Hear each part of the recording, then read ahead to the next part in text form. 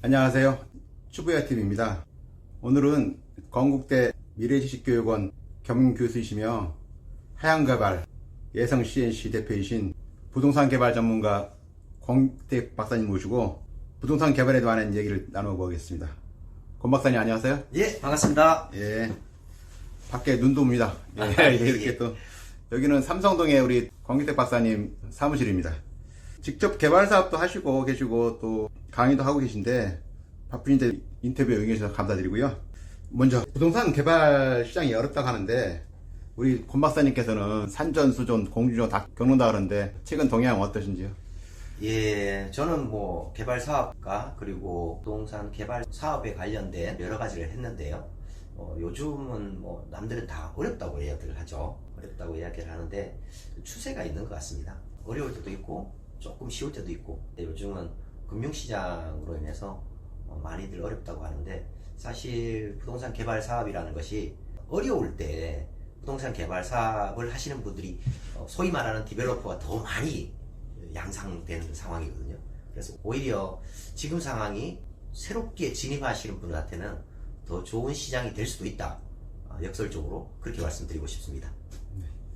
그 처음에 우리 권 박사님께서는 이제 분양 대행부터 시작하신 걸로 알고 있는데 예. 어떻게 이쪽 개발 사업까지 넘어오셨나요? 예. 예. 부동산 분양을 하다 보면 부동산 개발 시장이나 분양 시장에 대해서 체험하면서부터 이 정도 규모는 부동산 개발을 자금이 이제 축적 좀 되고 시드머니라고 소위 말하는 이 정도 개발 사업은 직접 해도 되겠다라는 생각을 가지고 자신감이 넘쳐졌을 때 개발 사업을 시작한 것 같습니다. 그래. 결국은 분양 대행 쪽에서 나름대로 좋은 성과를 내신 거네요, 그러니까요? 그렇다고 볼 수 있겠죠. 예. 그래서 지현재는 예. 개발 사업도 하고 계시고 예. 성공적으로 마무리하셨고. 예, 마무리 단계입니다. 네, 예. 그렇습니다. 추부야에서는 부동산 개발 전문가를 모신 거는 처음입니다. 그래서 원론적인 얘기지만 부동산 개발이 무엇인지 그 얘기 좀 해주세요.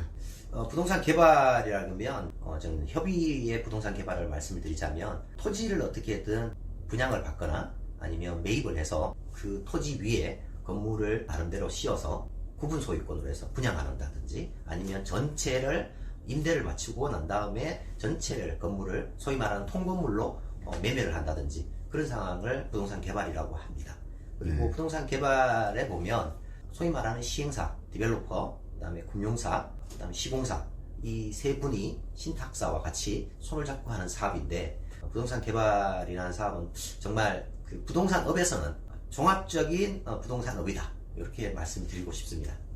개발 사업을 하면 쪽박 아니면 대박이다 하는 얘기를 많이 합니다. 그래서 예. 많이 또 개발 사업 했다가 무너진 사람도 많이 있고 하는데 예. 왜 그런 얘기가 나왔을까요? 부동산 개발을 하면 기본적으로 이제 시기가 중요하고 또 위치가 땅의 위치가 중요하다고 보는데 어떻게 보면 강한 욕심이 화를 부른다는 말이 있는 것처럼 소위 말하는 저희들이 부동산 개발을 할 때 에코티를 표현하는데 관리형 토지 신탁을 한다면 에코티가 20% 30%를 요구해야 되는데 그게 아니고 경기가 좋을 때는 좀 욕심을 부린다면 에코티가 사실상 5% 미만 10% 미만으로 사업을 하기 때문에 경제적 리스크나 금융 리스크를 보다 보면 하이 리스크 하이 리턴이라고 그러는데 리스크를 너무 강하게 가졌을 때는 경기가 좋았을 때는 대박이 날 수도 있는데 요즘처럼 경기가 조금 약세장에 있을 때는 소위 말하는 쪽박 아니면 부도 날 수 있다고 생각합니다. 지금 이제 부동산 경기가 침체되면서 개발 사업도 직격탄을 맞는다고 하는데 최근 개발 시장 현황이 좀 어떻습니까? 많이들 어렵다고 그럽니다. 지인들이나 친구들이나 선후배 이분들을 만나다 보면 소위 말하는 금융권, 시공사, 시행사, 개발업자 이렇게 생각이 조금씩 다르신 것 같아요. 금융권에 계신 분들은 엄청 어렵다고 말씀하시고요. 선제적으로 대응하시는 것 같아요. 그리고 시공사에 있는 분들은 전쟁 이슈나 코로나 이슈가 있어서 원자재 값이 조금 낮아지면 괜찮아진다는 약간 중도적 입장이고요. 개발 사업 직접 하시는 분들은 땅값 플러스 건설비가 올랐기 때문에 조금만 견디면 괜찮다고 생각하시는 분들이 있는 것 같아요. 그러니까 세 분야에 있는 분들이 시각의 차이가 좀 있는 것 같습니다. 근데 지금은 금융 리스크가 좀 크기 때문에 아무래도 전체적인 분위기는 어렵다고 볼 수 있습니다. 지금 금리가 많이 올라서 증권사, 건설사 등 불안하다고 하는데 그래도 같은 맥락으로 보면 될까요? 어떻습니까? 예, 맞습니다. 예. 지금은 뭐 부동산 개발에 있어서 거시적 경제 지표라든지 아니면 인플레이션이라든지 사실 부동산이라는 것이 인플레이션에 강한 제어한데도 불구하고 이 금리 하나 가지고 시장을 어렵게 만드는 경향이 있습니다. 그래서 저는 금리가 지금은 부동산 전체를 좌우하는 거기 때문에 금리로 인해서 개발 시장이 좀 어렵다 이렇게 볼 수 있습니다. 땅값도 얘기하셨고 예. 또 자재값도 말씀하셨는데 네. 특히 PF 대출이 좀 막히다 보니까 그래서 이제 자금 사정이 안 좋아서 그래서 어렵게 전개되는 건가요? 어떠세요? 네, 맞습니다.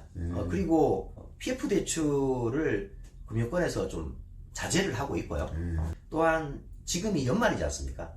PF 대출 자체나 금융 여신족이 하반기에는 많이 열지를 않아요. 그러다 보니까 금리 올라가는 거와 하반기에 좀 소극적입니다. 금융권에서.